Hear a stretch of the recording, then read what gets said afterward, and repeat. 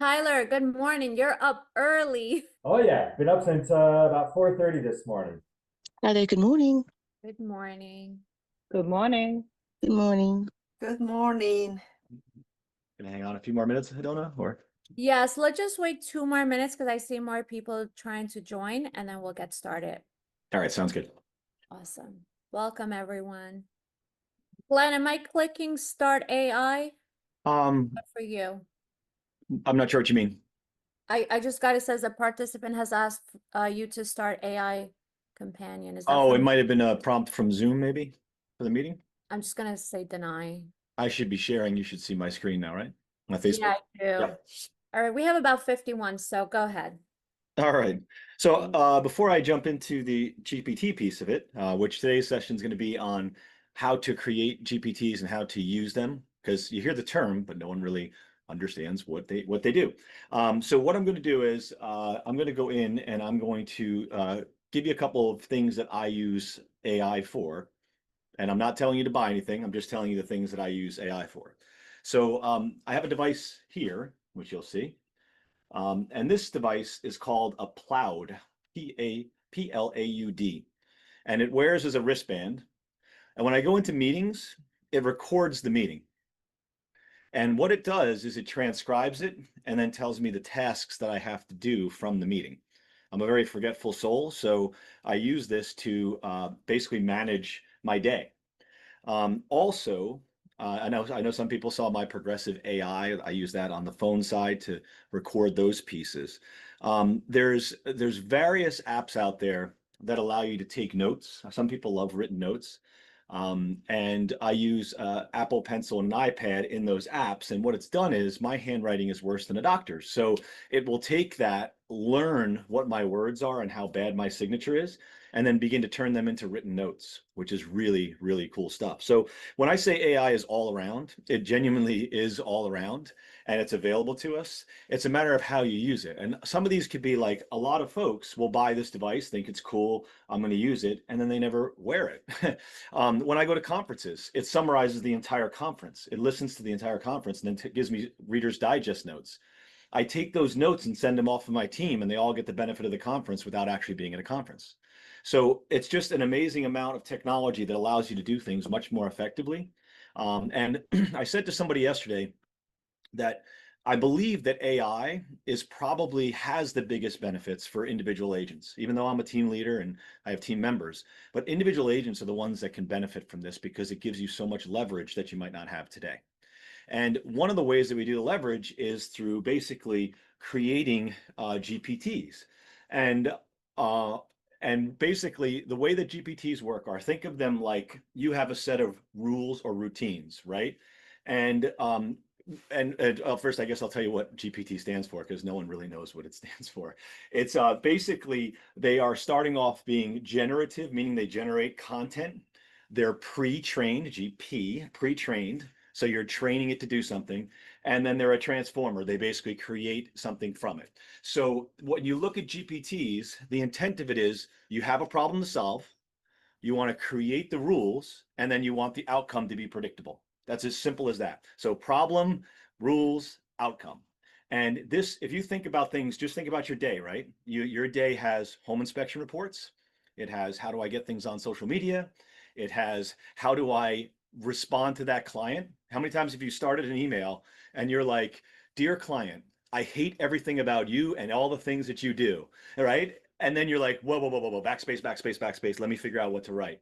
If you take their response, literally their email or their text, put it into ChatGPT and say, give me a response and be in a nice voice opposed to an angry voice. It will literally craft a response for you and get you on your way to the answer opposed to the answer you want. Now, even if you think you know the answer, I encourage you to drop it into ChatGPT because if you're going to reply, take it and say, make it better. I probably type that 100 times a day. Make it better is a terrific prompt, whether you're doing a social media post, whether you're doing a email response or a text response. Super easy and it fixes everything, generally speaking, and it gets smarter as you go. So the more you do, the better it'll get. So now GPTs, we're going to basically have a problem, which I'm going to define a problem for us, which I'm going to use today because everyone seems to love that one is the listing descriptions. I'm going to use that as our problem. And the solution or the rule set is, right, I can't have any fair housing violations. I need to use words that are going to give me benefit on syndicated sites, meaning like Zillow, Redfin, and those. Because if you don't think that they rank your listing based on your words, you are definitely wrong. And they matter. The words matter. And I know we have a lot of people across the country here, but all of us have some kind of limitation on number of characters in our MLS and such. So that is a rule that applies to every single one. You have fair housing violations and rules, which we want to make sure that our brokers don't have any of those problems. And when you look at those, I think all of these things get defined in a GPT. So that is the part of the pre-trained portion that we're going to talk about. And I'm going to actually do one with you today. That's the goal, is to have you walk away and understand how ChatGPT's interface works. And then the outcome will be load up 10 pictures, right? So you load 10 pictures into ChatGPT on the awesome GPT for the listing description that you created, and out it churns with the listing description and an open house social media post, your initial social media post for the new listing, and some kind of like, I'll give you an example. I have a home that went up for $399, right? And $399 in my marketplace is a renter to buyer home, but you have to paint a story about it. So basically what I had ChatGPT do was create a listing for it and say, hey, if you're paying this rent, you could be paying this amount to own, and you no longer are paying 100% interest, right? And 7.5 sounds pretty reasonable. It basically creates that whole story for me and the calculation. And it will do it just based on my prompts, because I'm not smart enough to do the calculation.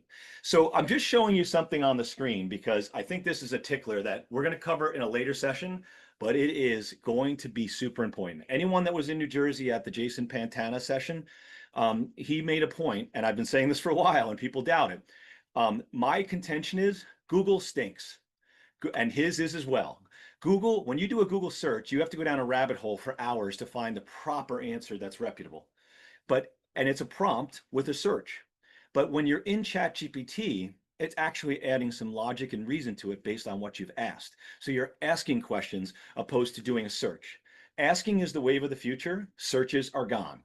If you think that people aren't using ChatGPT to look up you are terribly mistaken. And what I've done is I've done a little reverse marketing here. So you're looking at my screen, and I just put this post up 7 minutes ago. I wasn't planning on doing this post before, but I thought it was very relevant to you guys. I'm going to blow it up a hair more so everyone can see it. Give me one sec here. I'll blow it up a little more. And what I did was I created sellers and buyers, some ChatGPT prompts to help you select who you work with. How do you guys think I came up with this concept? Anyone kind of type in the chat box? This is called reverse engineered marketing.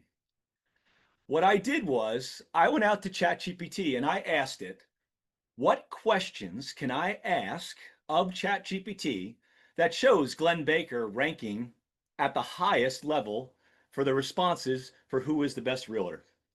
And what it did was it gave me these prompts, which if you put in, you're going to notice Glenn Baker comes up in all of these prompts. So now I've suggested to the marketplace, here's some cool prompts, but who do you think is going to be the person that's going to come up number one in all of them? Or two, and I'm okay with being number two if someone's been in the business 30 years and done a bunch of transactions. But the point is that these are very specific searches, and I could see someone saying, who is the most trusted real estate agent in Boonton and Morris County?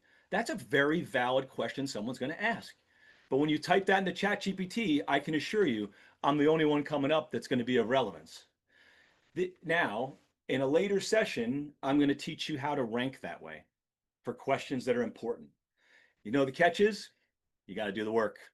Just like everything we've said all along, this is not something that just happens by itself. You have to get reviews. You have to put up blogs. You have to be searchable. And I can tell you, I mean, look at my short span. If you type any of these prompts, there's agents with 39 years in the business that are on the list with me, and they have 160 reviews, right? And they probably, some of them have like 800 transactions. I pop up and it says I've got 500 transactions in 6 years and 180 reviews. Who's more active, right? Who's doing more transactions? That is what the economy is going to move to. I love to say relationships are the only way, but I can tell you once the boomers are done, and once the boomer boom is done, the next generation is going to be doing this. So that's why these prompts are so important. And they're going to find us this way. And if you're not on the list, you're not going to be in the consideration set. And I think anyone who says that it's not going to happen, I can tell you, every single person that I know under the age of 50 right now, if I say to them, what do you use ChatGPT for? They go, restaurants, for services, for contractors, for doing a consolidated review. So it is going to be the prevalent way. And you're going to see that Google searches are going to turn over to Gemini searches. It's no longer going to be Google search. It's going to be an intelligent search using Gemini, which is their AI platform. It will give you answers. Now, the catch is it will give you wrong answers too, right? We've all had wrong answers in ChatGPT. So you kind of have to weed through and figure out what reputable sources are. If you want to play one last fun game before we get into the GPTs, do a search of in your state, who are the realtors that have pending litigation? Go down that rabbit hole and enjoy that one for a while. It's an interesting one, to say the least. And I can tell you that if I was searching for a realtor, that would be something I'd ask. What realtor has the worst reviews? I'd type in realtor name and say, how do they rank against their peers? I would ask these questions because it's relevant to me deciding who I want to work with and who I don't want to work with. So now back to the GPT piece. The problem statement is listing description. I'm going to show you two different things in ChatGPT, and you decide what you want to do. If you don't want to program it to your customization, there are a lot of GPT templates out there, and I'm going to show you first how you get to the GPT templates, okay? So now your ChatGPT screen, I'm just confirming if you can give me a thumbs up, you're seeing my ChatGPT screen? Okay, so in the ChatGPT screen, on the left-hand side, you're going to see GPTs, right? If you click that, it's going to bring up a menu in the middle of your screen. Think of this kind of like an app store. It's really what it is. It's a bunch of really good people out there in the world, hopefully all good people out there in the world, that have created GPTs for you to use. And you could pretty much type anything you want in this. So I'm going to type real estate. Check this out. And now it's going to pop up a list of a ton of different real estate GPTs that exist. It's pretty neat. Now, if I want to do a listing description or a property description, if I just type descript, it'll then revise the search and you'll see it'll pop up lots of ones that do real estate property descriptions for us. You can go through them, look at them, try them out, just like an app store, just like you do a demo. But the coolest part is almost all of these are free. And it's by people that have created them and then they share them out. After this one, if you send me an email, I'll send you back my link to my GPT that I use, but I have to make a few caveats here. My GPT I use is New Jersey specific, right? So it's very specific to New Jersey, and it does cover all the federal requirements for fair housing. It covers the no-no words. So if you love the word boasts or if you love the word quaint, it will not be in the descriptions because I have eliminated those from my vocabulary. And I have a whole list of 100 no-no words that I put in there. And someone said to me, well, what do you use? And I said, absolutely. So I think that the key here is that you have to really think through how you're going to stage each of your items when you're putting them in, right? ChatGPT is as powerful as you are. And here's the coolest part. And I'm going to show you a couple. I'm going to talk to ChatGPT a little bit while we're doing this. The coolest part is you have to be willing. How do you have to be willing to have a conversation with a bot? I mean, essentially, it's really weird initially. You're going to not like it, I promise. But when it starts to talk back and you think to yourself, what else do I want to ask this? And then it comes back with answers. You could make such valuable use of your time on the road from point A to point B between showings. It's amazing. Alina, I'll answer your question in just a minute too. So when we get to the description, you could pick a whole bunch of these, and I suggest that you take a look through, kick some tires if you want to grab one and use it. I'm going to show you how to actually create one for yourself. And as you're going through this, I am sure you're going to think of things that I didn't. That's the best part of this, is that each of us have a different angle, and each of us can make this customized to us. So if I selected this one, and I'm just going to act like I'm selecting it so you can see it, I'm going to start a chat. Now, what it is, it's saying, create a great listing description for the property that you have, right? Down at the bottom of the screen is my dialog window. This is my chat. Think of it like a chat window. You're talking with ChatGPT, and you could put anything in there, right? So if I wanted to put in something like, hey, listing, give me a, I'm a terrible, give me a write up of 99 Sleepy Hollow in Sparta, 2-bed, 2.5 bath for my open house this weekend. Let's see what it comes back with first. What's the total living space? I don't know. Not a problem. We can still create it. What's the flooring? We have hardwood floor and tile. So it's going to go through and it's going to interview me. Now I can tell you that the moment I'm at this third prompt on this GPT, I'm not a fan. There's better ones out there. And here's something that you can do in these GPTs. And this is why I say you have to test them out. You have to kick the tires with one of your listing descriptions and see how it works. If you hit plus, you can add photos. You probably won't see the screen, but I'm going to add a few photos from that listing. And I'm going to see if it can be smart enough to start to figure some stuff out here. Give me one sec here. 99 Sleepy Hollow, client facing, listing pictures, MLS. So I'm going to pick the first 10. Let's see what it does. So I'm uploading my pictures here. You can see them in the screen, and it's got a little circle once it's done. And I'm going to say, use these pictures for description. Description.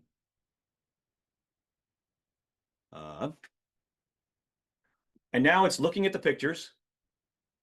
And I can tell you, Zillow, Redfin, Homes.com, they look at your pictures this way. I don't know if you know it, but when they look at your pictures, they look for solid surface countertops. They look for stainless steel. They look and interpret the picture and rank your listing accordingly. So if your countertops have a lot of stuff on them, I highly, highly recommend for picture day, it all comes off. Don't just go, you can leave that thing there, because the shiny countertop makes a world of difference. Now, in this instance, this GPT is not very helpful. It says, thanks, but before I write out these options, what type of countertops does the kitchen have? Now, I can tell you my GPT doesn't ask me this because it's smart. And it asks about fireplaces and so on and so forth. So I'm going to say wood burning fireplace, granite, CTs, and what else do we have here? Did it ask me? That's it. Let's see what else it does here.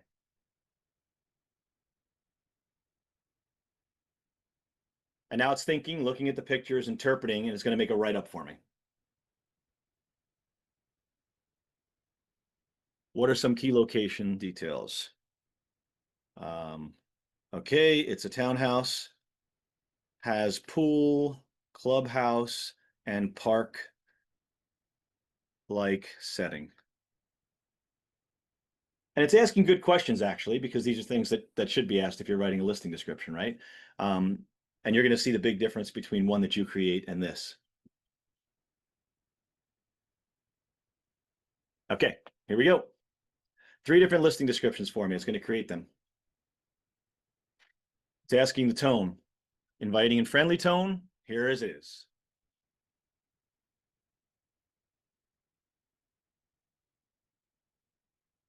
Okay, I mean, that's not terrible by any means. Upstairs, 2 spacious bedrooms, making it available to guests, enjoy the, okay, yeah. So, I mean, this is a decent one. It's probably better than 50% of the ones that I see on the MLS right now. So, but here's another one. This one's telling the story a little bit more. And I would imagine most of us know that wherever syndicates go to, meaning Zillow, Redfin, Homes.com, the person is at your listing already. And this is a little listing education for anyone that might get the value out of it. When they're at your listing already, the beds and baths came off the table, right? They've searched by price, beds, baths, location. Those things are all off the table. Including that in your listing description is a waste of space, right? So in my GPTs, I don't let it do that because I want space to tell the story of the home. I'm selling lifestyles. I'm not selling rooms, bedroom counts, because they're already there because of the bedroom count. So in this instance, I would probably tell it, if I was talking to the chat further, I would say, hey, take out the bedroom count and give me more lifestyle related items. Tell me about how cool it is to live in Sparta, right?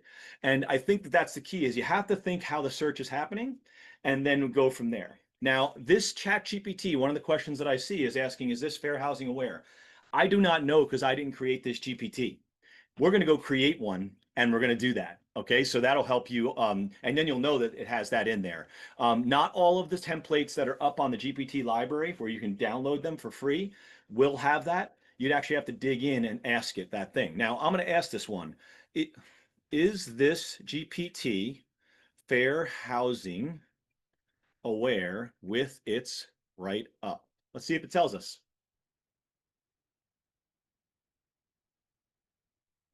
Now it's looking through its instruction set. Yes, write-ups here are provided for, so this one in fact does have it. So you can ask the question while you're in this. So you're in a chat with something. Think of it like a writer and that you're asking the writer the question. This one's saying that it is fair housing compliant. So they've included that in their instruction set. How cool is that? Like, I don't know the words half the time for fair housing. Now I can say I didn't see any words like family and such. If you created your own template and didn't say be fair housing aware, it will include family in your listings. It'll include walk-in closets. It'll include all those things that we should not have. And let me go back to, let's go back to GPTs one more time here. So now on the main screen here, this is where you're going to do it. Now, again, if you don't want to do this, just drop me an email and I'll send you my GPT, which does all this. And mine also creates social media posts and cool things for your listing. Okay, so the way that you create a GPT, and this is like GPT 301 class, right? You guys have been through the big picture of what GPTs can do. If you go in and say create on the top right of your GPT screen, now you're going to see a bunch of information. There's two ways to do this. One is a configuration way, meaning that you have to go in and type all this stuff, or the other is go over to create. My suggestion is go over to create. And what it's going to ask you is questions. It's an interrogatory. It's going to ask you questions. So I want to help you build your chat GPT. What do we want to make? I want to make a real estate listing description GPT. And it's going to prompt me for my next question. Now, mind you, when you do GPTs, it's updating a program library. So the instructions are constantly being updated as you do this. Every prompt, it's going to write to this. It gets complex. It can take a few minutes. Great. So it wants to know a name. I'm going to call it Glen's Selling Guru. Let's call it the Guru. All right. So I give it that. It's going to update the GPT again. And then it's going to ask further questions, or I have to prompt it with more questions. And now it's creating a profile picture for my GPT. So it's going to create a little icon for it. Now, to get into the details, I'm good with this. I don't care what it is. So I want this GPT to upload 10 pictures and use the details in the pictures. My typing is horrific. I talk a lot. Pictures for the description.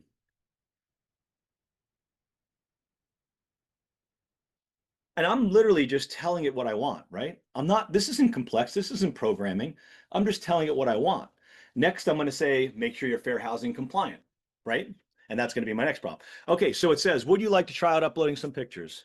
Not yet. Add instructions. I'm going to even instructions to ensure all descriptions are fair housing compliant.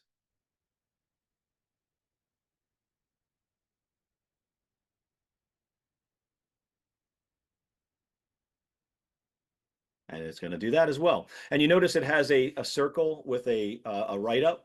So now it's, would you like to add on any other items, right? So now I have a Word document that I have all the Zillow hit words. So there's words that Zillow rewards you greatly for that have a better selling ability on them. And if you go out and just search a regular old search and say, tell me the words that Zillow likes, you can get that same list. Just go get the list. And it's silly ones like basketball court, stainless steel, granite, updated. All those words have very powerful meaning in Zillow's search algorithm.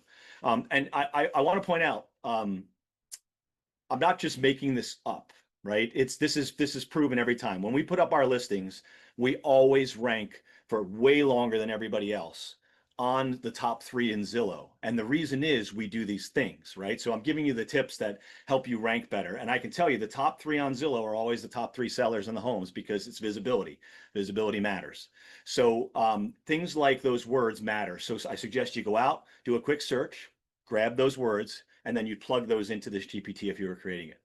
The next thing you want to do is you want to be a little different, right? Now, I know most of you won't have a voice, right? You're not going to have a voice in this platform, but you can create it.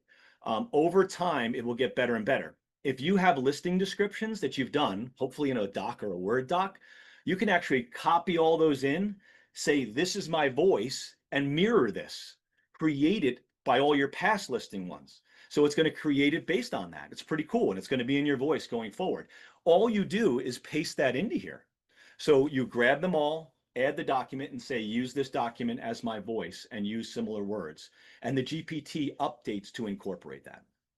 So now when you're done, basically you'll hit this create. Now, I have to tell you, you're going to go back and forth a little bit, right? Because you're going to create this GPT, which is your instruction set, and you're not going to like the outcome every once in a while. You're not going to like something it puts out. So you're just going to go back and edit it again and update the instructions until it's perfect.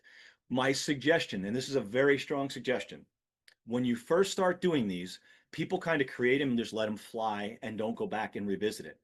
But if you're correcting something, if you take your document or the words it's created and put in a doc, and then you edit it, and you edit it every time for the same reason, go back and do the instruction. My rule is 3s. If I go back 3 times and change the same word, I put it in the GPT. Because what it's supposed to be doing is making your time more efficient. If you're going back and editing, you haven't told it what to do in the proper manner. Okay. Now, let me just see. I have a question. I know we're coming up on time here. I would basically create this GPT by clicking the top right corner and saying create, and it's asking who am I going to share it with? And this one's not so great, so I'm not going to share it with anybody. But I started the process, and you understand now how to put the instructions in. I save it, and then it's going to show up on my screen on the left-hand side. Once it's created, I'll show you that. So I can view the GPT. And what it's basically saying is, I need to upload 10 pictures. So I could go in, I can add pictures, all these pictures. You can only do 10 files at a time. I picked too many. Let me go back one, like figuring that's around 10. Make the description. Now, my GPT, I call it the listing MLS description is what mine is. When I click that one, you'll notice that it has some instructions for me. It asks me some things. And the reason for that is the one that I'm going to give you, you need to do these 3 things, and it's your instructions. It's a reminder for you when you go into it. If you do these 3 things, it's going to create a YouTube description for your listing video, Instagram post, a Google business post, a Facebook post, for both new listings and open houses. It will create all of that for you in your voice with those emojis. Now, the only thing to compliment is that, remember that this is my voice. So when I share it with you, it's going to be in my voice. If you don't talk like I do, I suggest you upload some docs that represent your voice, and then you'll have that done.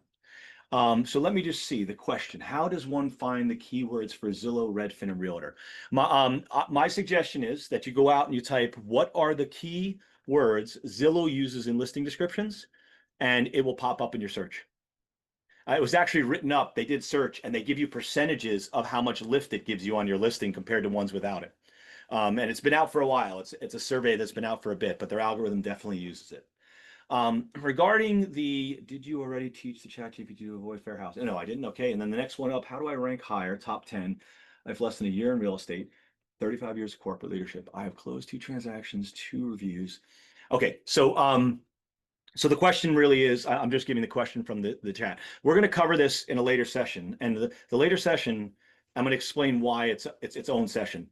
To be found, just like I had in my Facebook post, right? I'm gonna show it here. I'm gonna pick I love this trusted one here. This one's a good one because the word trusted gets used a lot in searches. If I go in and start a new chat and I plug in this one, it's going to search the web. The question is, what is it searching?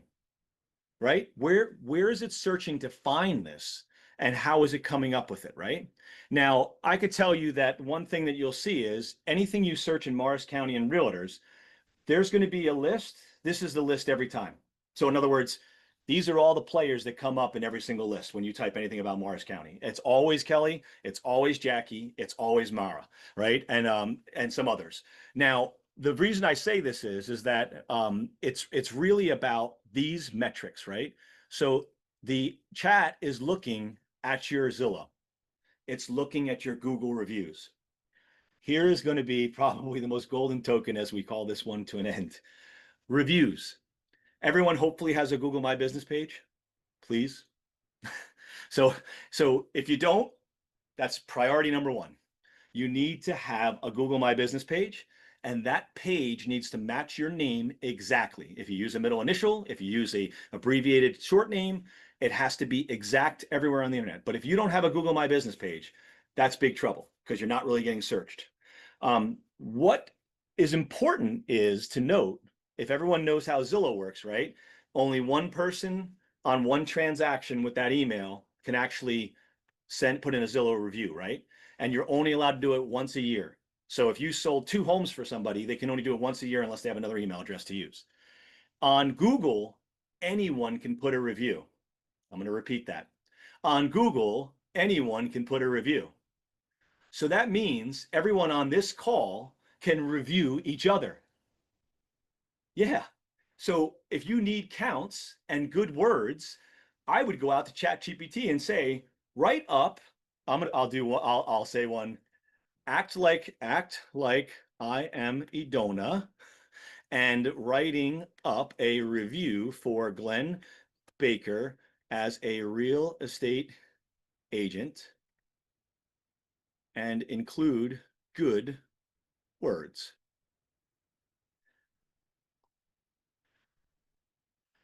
Working with Glen was the best decision we made in our home search. Now I'm going to say use Idona as the broker reviewing Glen. You don't want to be disingenuous, is my point. As a broker, I've worked with a lot of agents, but Glen Baker stands out. His level of professionalism, blah, blah, blah. I would take this, and I'm going to take this. I'm going to send it to Idona and say, Idona, here's my link to my Google business page. Can you put this up? That is one review.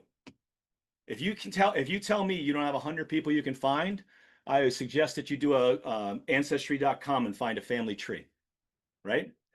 Reviews are the fuel for everything that shows you in rankings. I assure you, reviews are that tool. Other content that matters is blogs, putting out details that others don't have. So I'll use this as an example because the question's a great question. As a new agent, all I did was walk up and down Main Street and do videos of people. And the videos were, hey, what's your business? Cool. What's your number one product? Why do people come? Oh, what's your hours of operation? I literally created my whole business and took over 22% of the town in the first year by doing that. I became a focal point for it, right? So my suggestion to any individual agent, you need to use brokerage stats. Okay? So if you have 1 or 2 sales and stuff online and not a lot of reviews, I've told you how to get reviews. Friends and families, they don't have to be transactions, right? They could be corporate people that say you're awesome, right? As long as they're going to be positive reviews with good words, use them all. The second thing is, in order to take over territories, you have to be razor sharp focused on the territory. So like I was very focused on Booten initially. And when I did that, everything I posted was about Booten. The universe rewards you for that by search engines finding Booten and me, right? So if you type Booten and Glen Baker or Booten Morris Agent, Booten Realtors, it's all going to come up. I have almost no reviews on my Booten Google business page, but I have a ton on Rockaway, and I still show up as #1 in Booten because all of my reviews are in Booten, right? So my suggestion is, one, brokerage stats really matter. So if you're an individual agent and you don't have a ton under belt, go out and get some brokerage stats. If you're on a team, you should be using team stats, right? You want to be able to use those to your advantage. New members coming in, that is a value to being on a team. So, and then for reviews, my suggestion is go out and get those from, I don't call them transaction reviews, I call them individual reviews, right? Can you cut and paste your Zillow reviews? Ah, yes. So great question. If I can do this fast, I'll show it to you. Give me one sec. Does everyone just send off a message to their folks and say, can you give me a review? Like what you put into dialogue, how you ask for a review, if you don't mind. And I'm going to bring something up on the screen that will probably be of big benefit to you. Give me 1 second to get there. How do you ask for reviews was the question.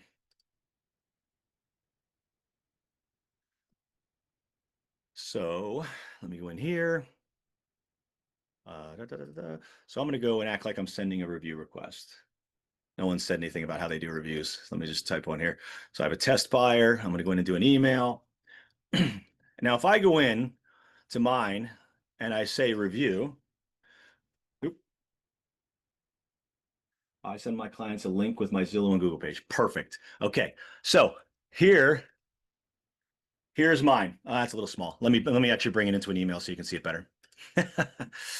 So here's mine. And a lot of mine go with a video, I'll say. But it says, hey, small favor to ask. As I grow my business, I'm looking to collect some testimonials of clients I love to work with. Would you mind doing it on my Google business page? Now, this link is to my Google business page, right? But how many of you have to beg for that review 2 or 3 times, 4 times, send a coffee card, do that type of stuff to get the review because everyone's busy? Not because they don't love you. I believe they loved you, but they don't do it. So here's what I do. I go out to ChatGPT and I will create the review and paste it in this spot. And you know what percentage of my clients copy and paste my review from ChatGPT into my Google profile? All of them. Every single one of them uses my review, not theirs. And it's so funny because I get to say all the things I want. There's 3 components to every review you have to have. The name, meaning your name exactly as it's spelled everywhere, the town, and what you did. I put it in my ChatGPT and I write up my own Google reviews, and then my clients all do it. I don't think it's presumptuous, and here's why. Because I've actually worked with them and they're friends at the end of the transaction, and I just tell the story to ChatGPT of what we did. Multiple offers, bid it out, we had inspection issues we worked through. I just write down the facts and I let ChatGPT do it. And remember, they can not post it and do their own if they want to, but everybody takes the easy button. Everyone's looking for the quick one to get you off their back and check the box, right? And I can tell you that my reviews search like nobody's business because of it. Any questions now? I'll open it up for any questions. I'll stop screen sharing so I can see you all here.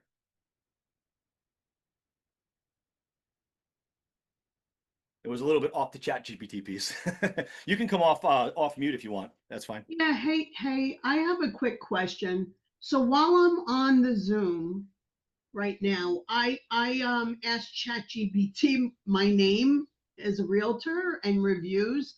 I didn't come up at all, which is weird because it can't find me on Zillow. So I am on Zillow, but it seems like I'm on the leading edge Remax team.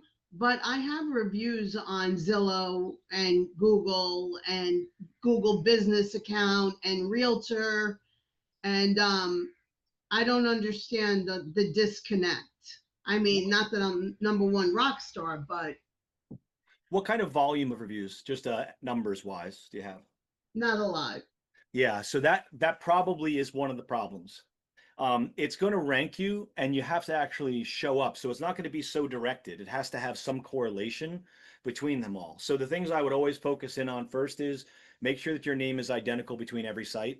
And that includes Facebook, Google, LinkedIn. You can't have names separately, differently anywhere. It has to be the same every single time. So a good example would be if your name is Deborah and you use Deb, you need to use it everywhere the same exact way every single time because it doesn't have a way to correlate those two to make you reputable.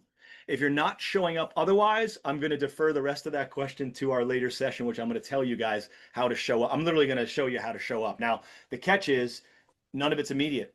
You have to actually put in the time and the work to get to show up because it's relevance. The way that they document you is your relevance and prowess or empirical data that says you're somebody from that area of a certain caliber, right?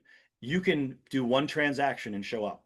It doesn't matter because you now know that you can get reviews on Google that are unrelated to transactions. They're just personal attestations. Your best friend saying how reliable and trustworthy you've been for 35 years.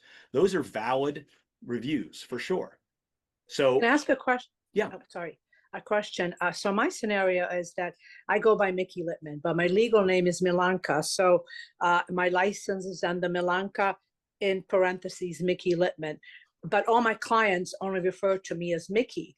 And my Zillow is Mickey or Milanka. I have to look and see how, but you're telling me that they all have to be the same. What do I do in that scenario? So it's okay to use Mickey as long as your titling is always your full licensed name, Mickey in quotes, and then your last name. Now, on the reviews, it's smart enough to know it's got to you as Mickey Littman because it's in the title. But if it's not the same across all platforms, meaning Facebook, Google, all the platforms, it doesn't really know that you're the same person, so you don't get the credit for all of the prowess that you have out there. So my suggestion is it's okay for them to refer to you as Mickey in your review.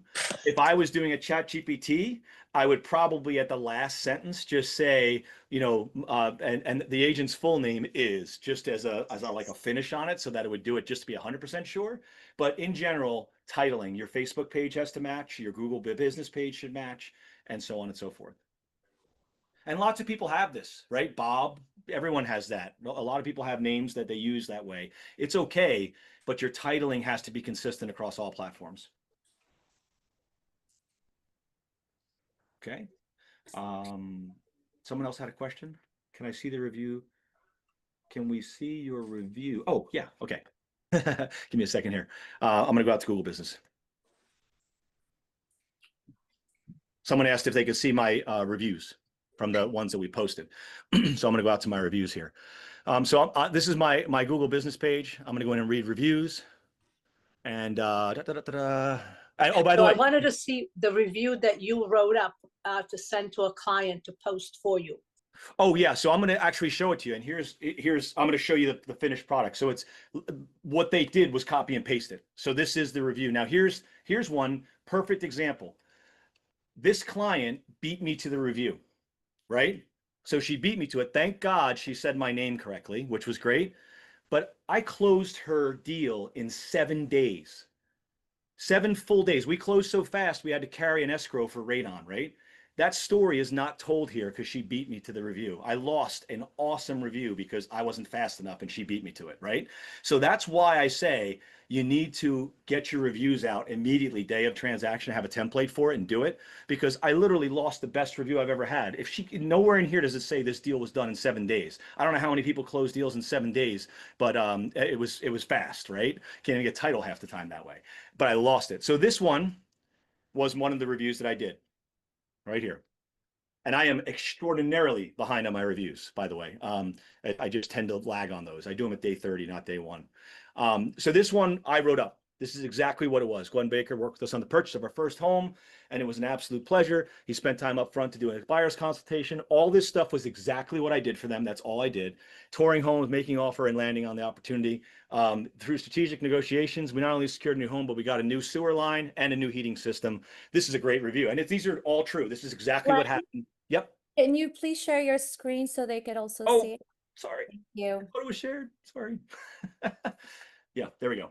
So what I was saying for the first one was this review was the one that I totally lost all my credit for. I should have gotten a killer review for this, and I didn't because she posted before I got there. And I commend her on her diligence, but it bummed me out. Now this one is a good one too. So I mean, all these ones, right? So this guy beat me to it, but this is like his 4th review because I've done 4 homes for him, so I wasn't so sweating that one as long as it was a 5-star. This is the one I was talking about. That was the one I sent the template out for, and the next one is the same exact way. I'll blow that one out. This one too. I did this one for them as well. They literally cut it word for word. Now, mind you, I'm not embellishing, right? So I don't want you to think that you're being disingenuous. You have to put exactly what you did in the way that you did it. You can't say you closed in 7 days and you did it in 17. You've got to do those types of things. So these 2 reviews are an exact reflection of it. In fact, they messed up their cut and paste on this one for me too. I noticed that there was like a carriage return or something that was in. Yeah, this one had a carriage return issue.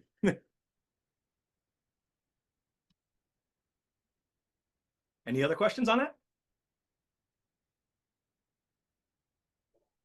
Yeah, I'll tell you, reviews and tying your names, it's a big piece of it.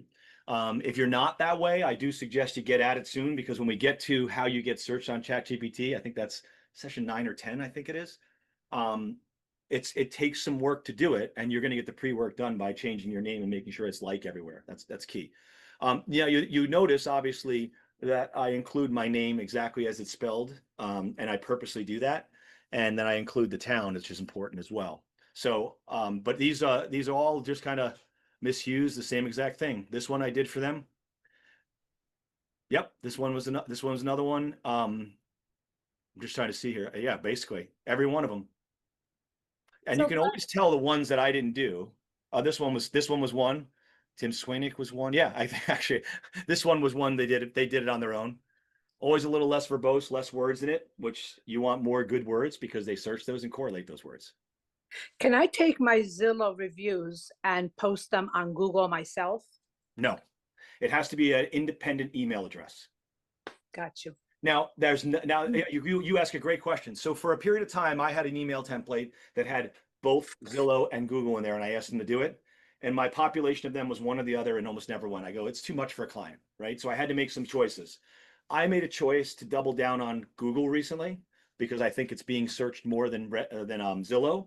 And I didn't do all the other ones. I do a lot of Redfin. I never go get a review. Redfin gets them for me on their platform, but I don't do anything with Redfin leads in terms of reviews that way. I get them all to my, I only go to Google now because I know that's where the juice is.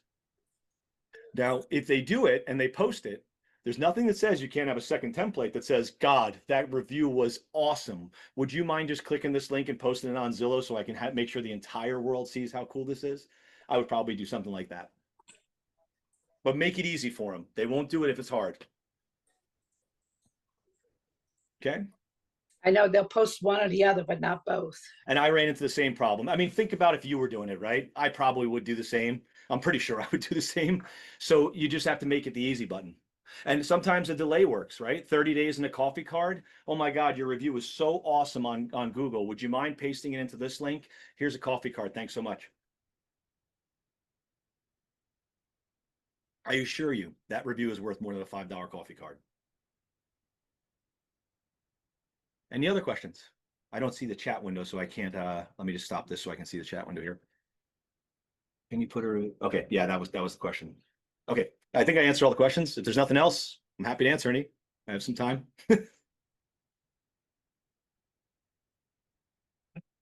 Cool. Is there anything in particular that folks want to see on the future sessions? I know I have a lot of content for them. I just want to make sure if there's anything that's like over the top. Glenn, I have a question. Yes.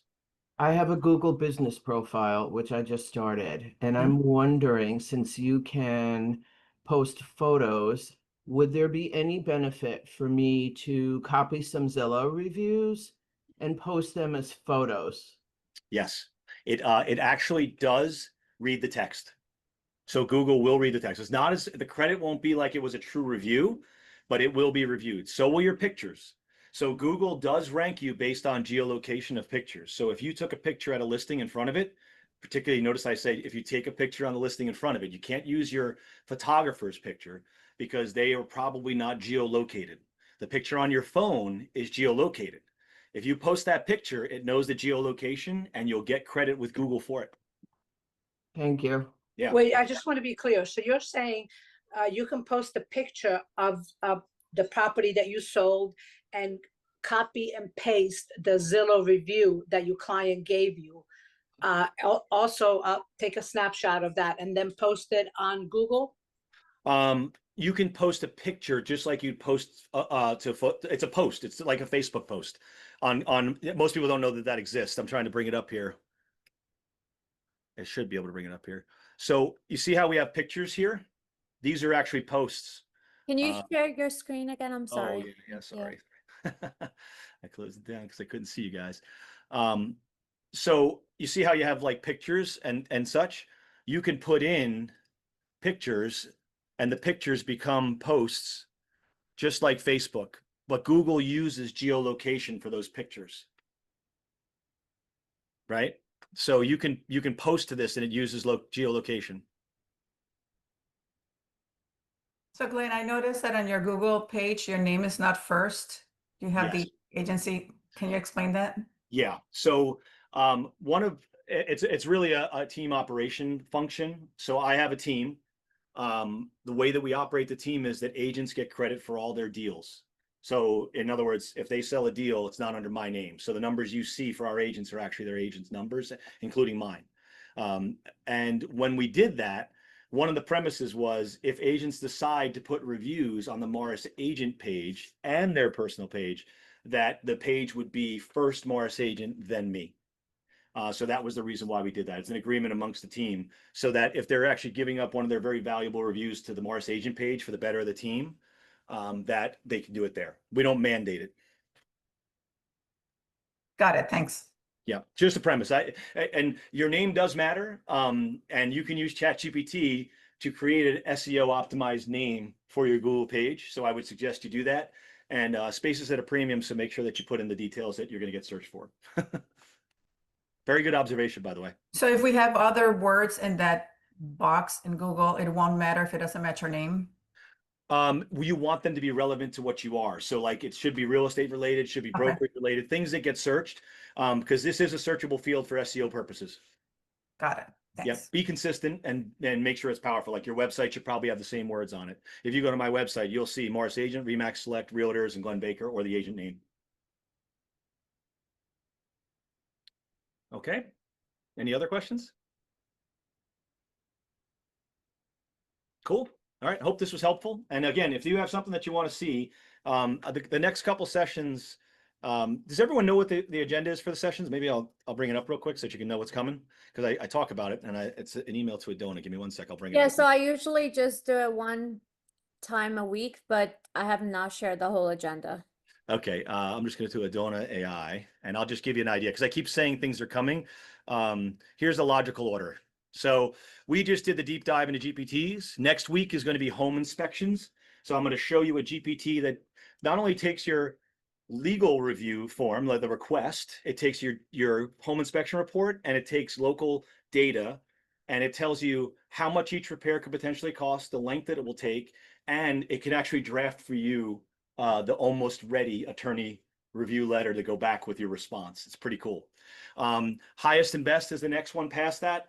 We're actually kind of moving out of that in the marketplace. I get it, but it will give you an idea of how you do highest and best. That is a very sophisticated GPT. Here's why. And it's that GPT I can't share with all locations because it's very specific to New Jersey. It uses the line numbers in our New Jersey contract to draw the information out, to put them into a tabular format in a sheet. And then you can do a comparison right from there, and it tells you the best offer based on the dynamics. It's really cool.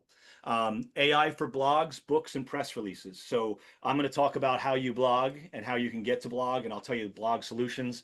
Blogs do matter. I'll give you an example. I do a lot of divorce cases. It's a specialty of mine. About a third of my business is divorces. And it is a boutique business. I know a lot of people have sold for divorces, but if you haven't sold for a messy annihilation divorce, then you don't know all the process. And I have the blessing that I am on the early settlement panel for our county, so I get assigned a lot of divorce cases. But I know it because I understand the lingo, I understand those things. So I am right now heavily going to be blogging over the next few weeks on when I say blogging, giving full information to people about what they need to do if they're going to get a divorce and sell a house. Like, how do you avoid the problem of not getting your funds at the end of it? How do you work through the whole entire process of if you go to trial, if you have a restraining order? These are real things that happen. I'm going to give that, right? And the blog is going to make me an authority on that more than an attorney will, because attorneys don't want to give that information out, right? But I'm going to give them that information, and I'm going to say it's not legal advice, of course, but I'm going to say, hey, here's what I've experienced. Here's the details in a blog. And when people go to search divorce in our county or our state, I'm going to come up. I'm going to be a referenceable source. So when I say blogs, it's a very powerful tool, but it has to be very specific. It can't be a broad based. I'll use the example of people do market updates, right? I don't even want to watch a market update. So why would your clients, right? It doesn't matter to me what Morris County's doing. I care about what Booton's doing. Where do I live, right? So the generalist never wins. The specialist does, right? So, and especially with this type of stuff. And then session 9 is one you do not want to miss. If you're not doing video today, I'm going to show you how to do video. And all you need to know how to do is to use a Word doc editor, basically. So if you can edit a Word doc, you can make a video. It's so cool. And then listing appointment prep with AI. I show you my GPT for how I go out and I compete. I just won 2 listings last week with this, and 2 incumbents that I've never sold in the town. And I told the people, basically, I told them how I market and how others don't. That's what won. And I knew that through a GPT. And then inbox management. How do you, Gemini is a cool tool. I'm going to basically base a lot of this on Google because most people use Gmail. And then for last one, if you're recruiting, whether it's an admin, whether it's a team member, I'm going to show you how to recruit using AI. That's the list that we have. So, okay. Thank Cool. you, Glenn. All right. This Thanks, everyone. Have a great day. Bye, everyone. Fantastic. Thank you. Bye-bye. Thank you.